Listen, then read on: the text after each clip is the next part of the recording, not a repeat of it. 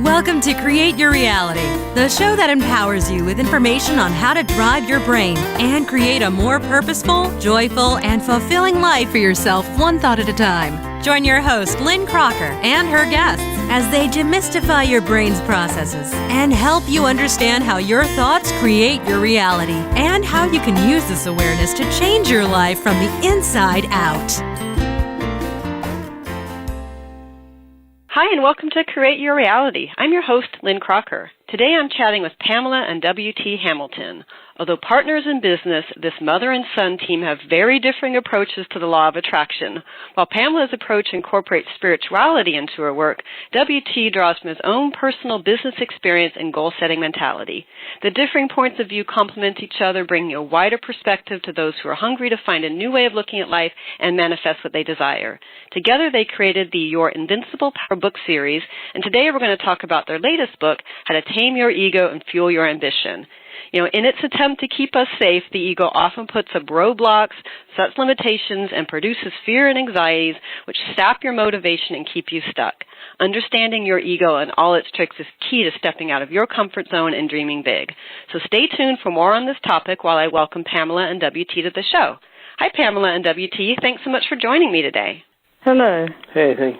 Hi, nice to have both of you. So I think before we dive into today's topic, tell me a little bit about how your journey began. I think it's a very interesting collaboration of mother and son. So whoever wants to start first, just tell me a little bit about how you both got into this. Okay, I'll start. I love Oprah Winfrey, and I watched Gary Zukav on her show in the 90s and bought the Seat for the Soul. I'm not sure if you're aware of Oh, I love that book. Yes, it became my Bible too at that time. Oh, yeah. Yeah, it was a guiding light for me, and until it dimmed, you know. Mm-hmm. It's about alignment of the personality with the soul, which was lovely, and I just followed it like crazy. Mm-hmm. And then when I say it dimmed, and not that any of his work dimmed in my mind, but it's life takes you, you know, it takes you on different paths, and then that falls away a little bit. So then The Secret came, and when I saw The Secret, I was bowled over with, or what, you know, what they promise. In the movie. So I bought that. I bought the book, and with the movie, and I gave it to everybody I could think of, including my sons, including W.T. And then I finished up getting a website, and I had the IT guy come to me at one point, and he said, "Why don't you write a book?" Yeah. So because what had happened, I was putting articles on my website, and I had quite a lot of people come and say, "Oh, can you write more?" Nice. About it. All I was doing is writing what I was learning. As I was learning and going through this journey, I was writing it down, yes. And then I'll let W.T. tell you his side of the story from that point. So with me, basically, I'm a skeptic at heart, and so I wasn't really into any of this stuff, especially the Gary Zukav. My mom was into that. It was a little bit too much for me. Sure. But what happened was the one Christmas, so I was working for a company. The company had gone bankrupt, and as it came back to life, we all went back to work, and they weren't paying me the same as they were before, and I kept accepting that, and they kept giving me excuses. And then the one Christmas, I didn't have enough money to really buy the kids the things that they wanted. And I felt really bad, like mad at myself for letting that happen. So I started looking for a new way of doing things. And then not long after that, my mom showed me The Secret, and I watched that video and really connected with it. And, that started the journey into learning about the law of attraction. Oh, that's interesting. That you had mentioned, I think I was watching a YouTube video of you, I'm not sure, but you had said that The Secret kind of came into you at the point when you'd sort of were tired of being a skeptic. I don't know how you worded it, but you were open to it at that point, which I thought was very interesting. Yeah, my skepticism was failing me. Yeah. Well, that's how you put it. I thought that was just a great way of putting it, because it is in those moments of vulnerability when things come into us. And and I also, Pamela, Seed of the Soul I love that book. I actually was just rereading it again. I think it's beautifully written, and I love the message in it. But WT, I can see how that might be a little too woo-woo for somebody that has, kind of that skeptical mind. But it's interesting that The Secret hit both of you, and I want to move into what we're going to talk about. And I'm of the same mindset that The Secret was a great introduction into this concept, but I think it left a lot of people hanging because it really wasn't complete enough with the information. And I believe that's where both of you have stepped in to try to flesh that out a little bit.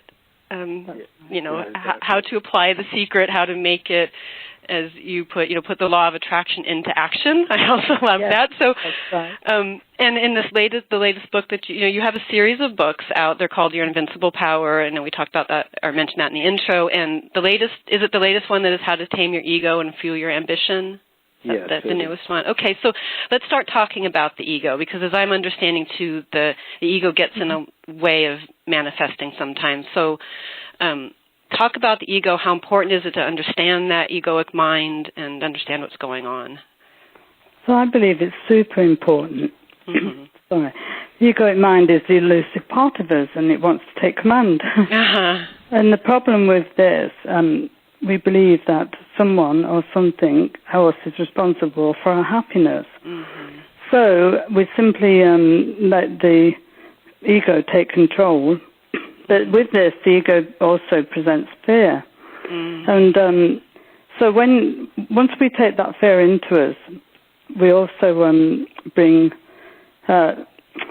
we also let control of our own control go, our own power go, and the ego mind takes over. So it's that superficial part of us from those messages in our subconscious that starts to rear the head when we're not in control. Right. So the ego takes over, and as you said, it presents fear, which is a very repulsive energy rather than an attractive energy. So, and I know and you can probably attest to this too, a lot of people do operate, almost everybody operates from that ego place unless they're consciously trying not to. Is that kind of a correct statement? Yes. Because they're unaware of it, right? Yeah. People are, so we're 90% of the time we're operating from those old messages, which is what the ego drags up from the subconscious, those messages that we've been given to us from when we're a child. So we're not even aware that they're there. So it's this is why we believe that it's external energies and external situations and people that is controlling us. Exactly. Yeah, what happens is when you set a goal, and I think this is what a lot of people found with the movie The Secret. So they set a goal, they believed in that goal, and then they expected to receive it. But the longer it takes you to achieve that goal, for whatever reason it is, that's the more opportunities that your ego can pop in and try to talk you out of pursuing it and tell you that, it's not going to work, so why are you trying that? Yes, those negative voices, and Pamela, as you were saying, it really does come from those old messages and from things that came up in childhood. So WT, it's really important, as you're saying, when you set a goal, to understand how the ego is playing into how you can achieve that. Yeah. So if again the ego is a subconscious thing that's just kind of under the surface running someone's life, how can they begin to identify it? Because they're identifying right now with the ego, so there's some steps that need to be taken, I guess, to separate out from the ego, to be more of an observer. And I know that's a big question. I know it's a long process, but do you have any thoughts on how somebody can combat their ego? Well, it's awareness of the ego. Once you become aware of the ego, the responsibilities are on you. So it becomes your responsibility. And so you really have to access your own behaviors and what you choose to participate in. So it actually takes away from any, situation. I always look at it, pardon me, I always look at it that it takes away the sting from the situation that's causing you heartache at the time, or a situation that you're not understanding. It takes the sting away because now you're aware of why you've acted out or why somebody else has acted out. Mm-hmm. I first really could put this into some kind of meaning when I watched other people. Because once you're aware of it and you watch other people and you see how they play out or they become out of control, even in a conversation, you understand what's going on, and then you're able to, access this, and it helps you to forgive them. Yeah. Forgive them of, something that you really don't agree with. Mm-hmm. Yes. So that's the way I've been able to explain or look at it. It's an awareness. Mm-hmm. It's awareness of this elusive part of us, showing up in our lives. Mm-hmm. So I guess the first step then would be to realize that there is a duality within us. There's our ego side, and I suppose, and then our, lack of a better word, our soul side, or the side, the observer side of us. Yes. Yeah, and I liked what you were saying, that a good first step is maybe to be able to observe the ego in other people in action. And from what I was understanding, we've all had the experience where we're chatting with somebody, and, for example, I say something, and they have heard it a way that I did not intend it to be said, and then all of a sudden they're reacting and they're going off on this tangent, and if in that moment the person in front of them can understand, okay, well, they've taken this statement in this direction because of fear, because of a childhood thing, because of whatever, they're attaching to what I've said, and understand that it's their ego at this point taking over, trying to protect them. Yes. So that's right. So you're viewing it in a way different way than you would have done prior to that, right? Exactly. Yeah. And then trying to apply that to yourself, I suppose, is then the next difficult step. That's the hardest one. Yeah. So is maybe journaling a good way to maybe somebody could go throughout the day and then come back at night and go, okay, well, why did I react that way? What was going on? So I said journaling, and you seem to agree. Talk about that a little bit.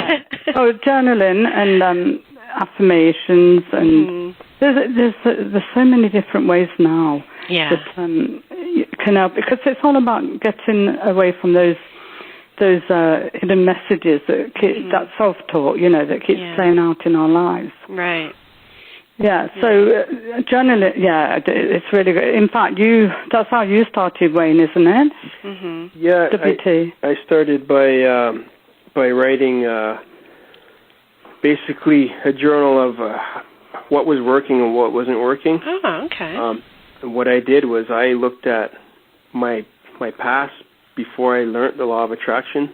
Mm-hmm. Started to realize that all the things that I really focused on and believed that I could achieve were the things that I accomplished. And the ones that I didn't believe that I could achieve, obviously I didn't accomplish those. So then, knowing that, I realized that that's part of the ego. My ego would jump in on certain things and not let me do certain things, and then I was able to quiet it on other things. Mm-hmm. The problem is the things I was achieving were things that everybody achieves, like buying a house, buying a car, getting a promotion. And so the reason why you allow yourself to believe you can do that is because everybody else can do that. Right. Yeah. But when you're trying to do bigger, scarier dreams, that's when your ego starts to try to get in your way and distract you, and throw all kinds of doubt and fear. Yeah. That was a really good exercise. So you gathered evidence from your life, like you said, wrote down what was working, what wasn't working, and then you made the really great observation that the things that were working were things that were within your belief system, because they're within everybody's belief system. You believe in, here in the U.S., you can buy a house, you can, but the things that weren't working were things that were a little, I guess, out of your belief system, a little bit scary, more of a stretch for you. Yeah, and I always like to point out when we're talking about ego, and I'm sure you both would agree that the ego's not bad. I mean, meaning its purpose is, in this instance, is really to try to protect, but it is working against one. So, for example, if in your childhood you were if you learn that love was not readily available, then your ego will go throughout your entire life, quote unquote, protecting you from being hurt, even though it's preventing you from living. So, yes, yeah. Yeah. Yeah, so that... yes, but the problem with that is then it stops you, right? It puts you in a box. Exactly, right. And that's where a lot of people are now. They're in this box, and it's their comfort zone. And that's what the ego presents, because it presents this wonderful comfort zone that you don't want to step out of. Right. But it's by letting go of doubt and stepping out of that comfort zone, stepping out of the box, and actually trying different things is a way of letting your ego go. Yes, letting go. You know, a lot of the teachers talk about letting go. You're probably familiar with Abraham Hicks, and talks about letting go all the time. So that's what it is. We have to. You're always going to have the ego with you, but you have to let go of those parts that don't serve you. Yeah, there you go. And that is done by stepping out of the box and taking chances. And maybe, WT, maybe you can talk to this, but stepping out of the box, is it important to take small steps when you're stepping out of the box, or do you just want to bust out of the box? What's your feeling on that? So basically, like before you can have this big scary dream, you have to learn how to dream. And that's kind of the key to fuel your ambition. You got to start focusing on how to dream. So the book we have, Removing the Mental Hurdles, is all about learning how to dream. What I found with the law of attraction is you got to realize that, like, believing in your dream or your goal, it's not believing in what you can see with your eyes. It's about believing in what you can see with your mind, right? So the problem is that people don't focus on that long enough. So they start out that way, but then they get sidetracked because they want to see these things right away happening. So the only way to combat that is to have these mini goals along your journey so that you can kind of step toward your big goal. Yeah. And then go ahead. And so we do that, like even when we did the book tour with Misha at Elite Book Promotions, one of our goals was to do a podcast, but we never told her that. Oh. So as she set up the whole tour, we had hosting on these different sites, and the tour started, and along just about the last day of the tour, we got the email that you were interested in doing a podcast with us. That's great. So we celebrated that, right? Because it's an unspoken goal, but because we were focused on that being part of the journey, we were able to manifest that because we didn't let the ego stop us from believing that it could happen. Yeah. So, WT, you touched a little bit on fueling your ambition, and that was to learn how to dream. Is there anything you can add to that? I love what you just said, learning how to dream. And I think people immediately, well, I dream at night. My mind goes off, and that's not exactly what you mean. So can you dive a little bit more into what learning how to dream looks like or what it means? Yeah, so one of the things in the book we talk about is being clear in what you want. So what you want to accomplish, because once you have a clear picture, and it's not of how you're going to get there, it's just of what you're trying to do. Okay. Once you do that, the law of attraction, the way it really works is that it brings opportunities to you. And then you can decide whether you want to pursue that opportunity or not, if that's the right fit for you. But it really does open up doors, and those doors are what can lead you to the next step toward your goal. To learn how to dream, it's basically first not trying to reach for something that you think you can do. Okay. Because a lot of those things are just tasks. You're going to be able to do those anyways, right? Right. Like getting a new car, getting a house. Yeah. That's pretty realistic. But when you have a big dream, and this is what a lot of people, I think, they get scared even to think about a big dream. But when you start to think about a big, big dream, you really have to start focusing on accomplishing that big, big dream. Mm-hmm. And when you do that, you start to build up your ambition, because as you succeed in these little steps, mm-hmm. you build more confidence in being able to do that, and it quietens your ego and lessens the fear. Mm-hmm. So you find you don't talk yourself out of it, you talk yourself into it. Nice. The more that you succeed. Yeah. And that's, so what I got was focusing on the big dream, mm-hmm. and then... And believing in yourself, right? And believing, putting as much belief as you can. I know it's hard, but we really need to believe mm-hmm. that we can accomplish this. Believe that you can. This big dream, yeah. Yeah, and that belief can build over time through accomplishing the small steps that it takes to achieve it. And I... again, think that's important to point out, the small steps. I think that some of the misconceptions also is that if there has to be action on the physical plane. Mm-hmm. You had to write a book. You had to go on a trip. And there's steps you had to take to allow these other things to come in, and it's not just sitting around just thinking about it. I'll just tell you a little story what happened to me. Yeah. And that's funny now when you look back. They're always funny when you look back, right? Yes. So after having the secret, and I decided to write the book when the IT guy says to me, write a book. Uh-huh. So I'm writing this book, and it's then WT comes on board with writing along with mm-hmm. me. But at the time he's saying, so what are you going to do with this? And I'm saying, I don't know. I guess I just wait. Yeah. Yeah, and honestly, at that time, it really was, what do I do now? Mm-hmm. Yeah. Because the secret's so convincing that, you just have to do this without any action. Right. Yeah. So, thank God WT came on board. Yes. You sound like you guys are such a nice balance for each other. I love it. I'm the goal guy, so I set the goals and chase after the goals. Yes. Basically. Yeah, you absolutely need that. I think I'm fortunate a little bit of both of those. And my introduction to all of this, strangely enough, came through just an interest in quantum physics growing up.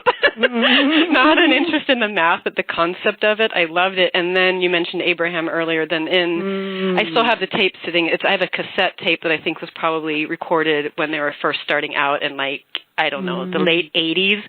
And I listened to it in 1995, and that was it after that, because what they says, this matches quantum physics. And so I think I came from it, WT, from maybe more of your mindset, but something in my heart definitely understood what they were saying, and then Seed of the Soul came in, and my journey continued from there. So, so I'm pretty good at setting goals, pretty good at dreaming, but my ego does take me out quite often. But I know it now. We have a nice relationship. I've named all parts of her, and I'm like, hey, so-and-so, you need to just back off right now because we're continuing on. But anyway. And that's wonderful, isn't it? It's wonderful that you do get to know that, and you can laugh at it, laugh at those, parts of you that seemed a little out of control at the time. Absolutely. And then, and I've come to some of the ones that are more fearful to just treat them as if I'm a mother and they're just little kids and they just need to be comforted. Yes. I've come to understand it. Well, you guys said it too. It's not about getting rid of the ego. It's about taming it and understanding it. Mm-hmm. Yeah, that's right. It will always be part of you. So we are getting a little bit close to time, but I want to have listeners be able to get in touch with you. So what would be a good website? I know your books are all available on Amazon. So our website is yourinvinciblepower.com, and we have a lot of blogs on there. Mm-hmm. And we have links to the books, but there's a lot of free information that you can gain on that site. We also have Twitter, and we have a YouTube channel. Okay. And they're all linked through that. Great. Once you go on the site, you can get to our Twitter and our YouTube. Okay. Yeah, what we're trying to do is teach in different forms. Mm-hmm. Some people like to read, some people like to watch videos. Yeah, absolutely. And we have a free book. And what? So you can download a free book. Yeah, I poked around the website. There is some great information there. So again, listeners, it's yourinvinciblepower.com. Yes. just pop on there, and then from there people can get to your books and via Amazon and purchase them. Yes. So great. Okay. Well, I love what both of you are doing. I really enjoyed this conversation. It was a ton of fun for me, and I hope for you too. Yeah. So yeah. Really enjoyed it. Thank you, Lynn. Oh, you're welcome. So yeah, just please continue doing what you're doing, and listeners, just be sure to tune in next week. So that wraps up today's show. If you enjoyed what you heard, subscribe now so that you never miss an episode. Also, be sure to check out my website, createyourrealitytoday.com. Remember to create the reality you want, one thought at a time. You've been listening to Create Your Reality, the show that empowers you with information on how to drive your brain and create a more purposeful, joyful, and fulfilling life for yourself, one thought at a time. Never miss an episode. Go to iTunes and search podcasts for Create Your Reality and subscribe now.